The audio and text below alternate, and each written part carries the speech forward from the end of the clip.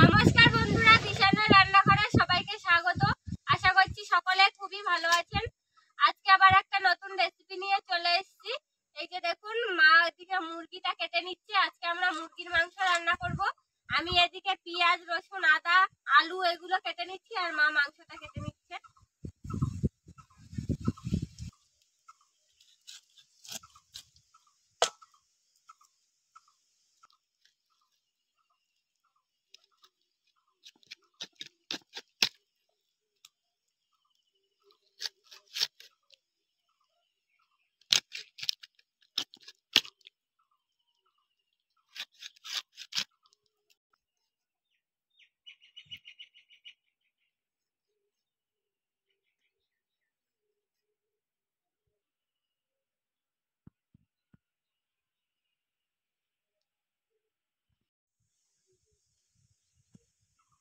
ঘরের রসুন দেখো সব গোটা গোটা ছাড়ানো, এত ছোট। আরো বড় বড় হয়, আগে থেকে লাগালে আমার তো হাত স্লিপ করে যাচ্ছে।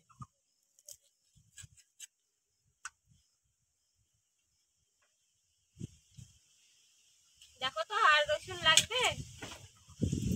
আর কটা দাও।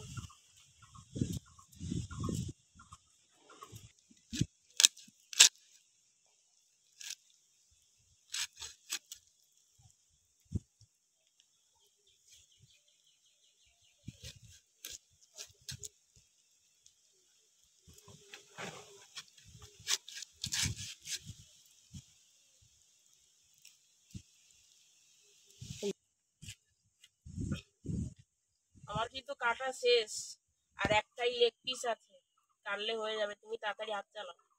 আমারও হয়ে এসছে। পেঁয়াজটা দেখো তো, যা কেটেছি, আর আলুটা কাটলে হয়ে যাবে।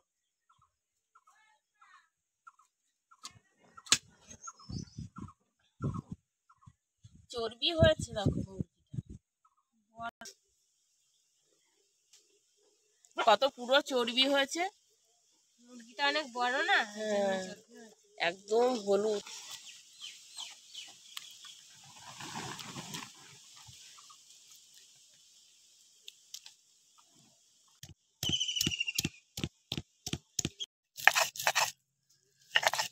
মাংসটা কেটে নিয়ে চলে এসেছি, কড়াইতে তেল দিয়ে দিয়েছি। আজকের একটু অন্যরকম ভাবে রান্না করব, তেলটা একটু বেশি পরিমাণে দিয়েছি। এবার আলুটা তেলের মধ্যে দেব।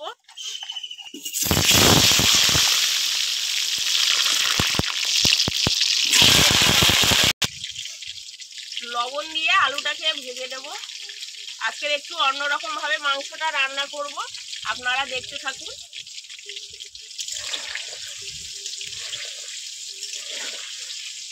আলুটা ভেজে নিয়েছি, এবার আমি পেঁয়াজগুলো আলুর মধ্যে দেব। পেঁয়াজটা বেশি ভাজবো না, 2 মিনিট একটু ভেজে নেব।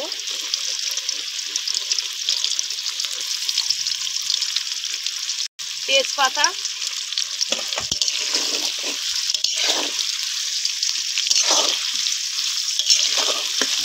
দেখুন এবার আমি মাংস দিয়ে দেবো।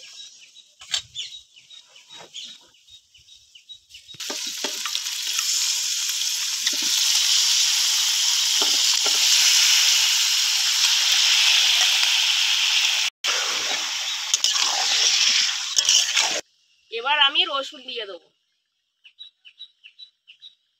আদা বাটা, আর দেখুন কাঁচা লঙ্কার পরিমাণটা আজকের বেশি নিয়েছি। এইভাবে রান্নাতে একটু কাঁচা লঙ্কার পরিমাণ বেশি দরকার। এবার আমি কাঁচা লঙ্কাটা দিয়ে দেবো।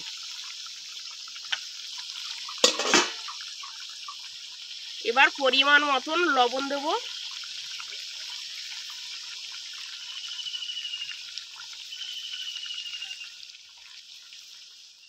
দিয়ে এবার মাংসটা ঢাকা দিয়ে এবার ভালো করে কষিয়ে নেব।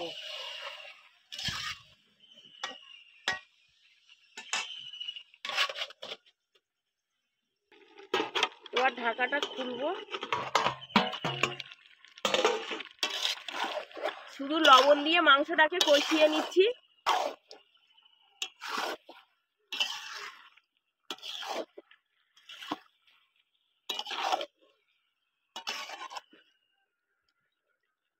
ঢেকে ঢেকে ভালো করে মাংসটা কষিয়ে নেব।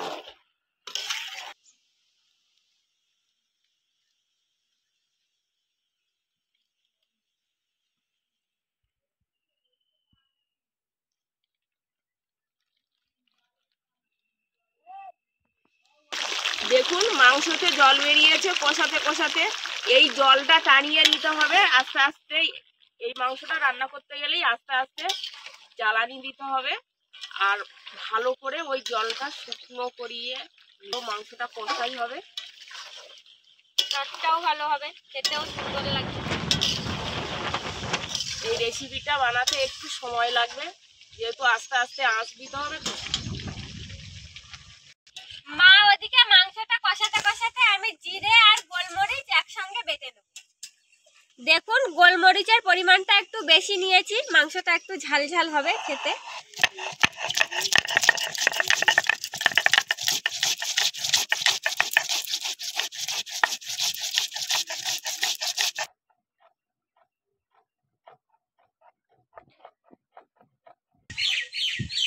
দেখুন এবার আমি লঙ্কার হলুদটা দেব, হলুদটা একটু হালকা করে দেবো।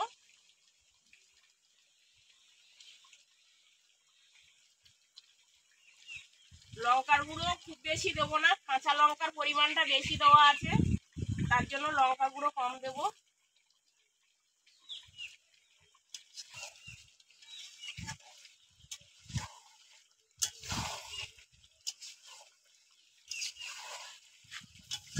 মাংস কষাই করতে করতে দেখুন মাংস তেল ছেড়ে দিয়েছে। এবার আমি জিরে আর গোলমরিচের বাটা দিয়ে দেবো।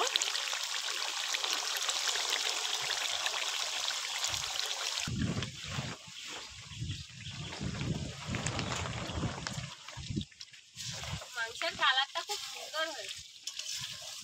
সুন্দর হয়েছে? হ্যাঁ, দারুণ হয়েছে মাংসের কালারটা। দেখা যাক রান্না শেষ অবধি কেমন হয়। গন্ধও তো বেরোচ্ছে খুব সুন্দর। ও মা, মাংসের কালারটা তো দেখে খুব সুন্দর দেখাচ্ছে, আর গন্ধটাও বেরিয়েছে খুব সুন্দর। একটু কষা মাংস দেবে নাকি? খেয়ে দেখবো কেমন হয়েছে। হ্যাঁ দেবো তো, খেয়ে দেখো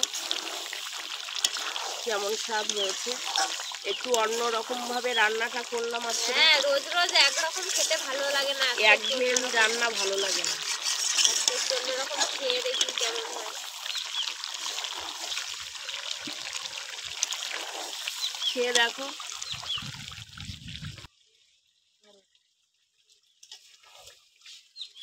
গরম, একটু ঠান্ডা হয়নি তারপরে খাবো। এবার খেয়ে দেখি কেমন লাগছে।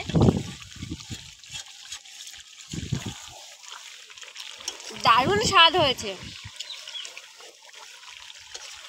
এভাবেই রান্না করবে, দারুণ লাগছে খেতে। একটু স্বাস্থ্যকর খাবার, বেশি মশলাপাতি না, আর অন্যরকম ভাবে তো দারুণ হয়েছে। এবার আমি জল দিয়ে দেবো। মাংসটা সেদ্ধও হয়েছে খুব সুন্দর।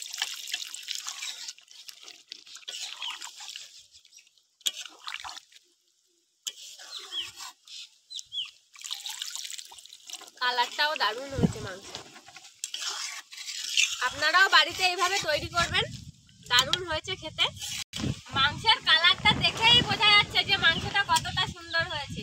আপনারাও বাড়িতে একবার তৈরি করে খেয়ে দেখবেন। আমি তো খাচ্ছি, আমি বুঝতে পারছি যে কতটা দারুণ লাগছে খেতে।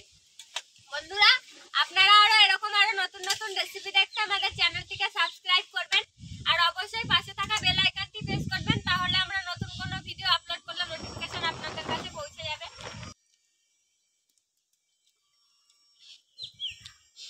এবার মাংসটা একটু ফুটিয়ে নেব। দেখুন আমাদের মাংস রান্না হয়ে গেছে। এবার আমি গরম মশলাটা দেবো, ছাই গরম মশলা দেবো। দেখুন আমাদের হয়ে গেছে, এবার আমি নামিয়ে নেব। আমাদের পুরো ভিডিওটি দেখার জন্য ধন্যবাদ। ভালো লাগলে লাইক, কমেন্ট, শেয়ার করবেন। আবার দেখা হবে নতুন একটা রেসিপিতে। সবাই ভালো থাকবেন, সুস্থ থাকবেন।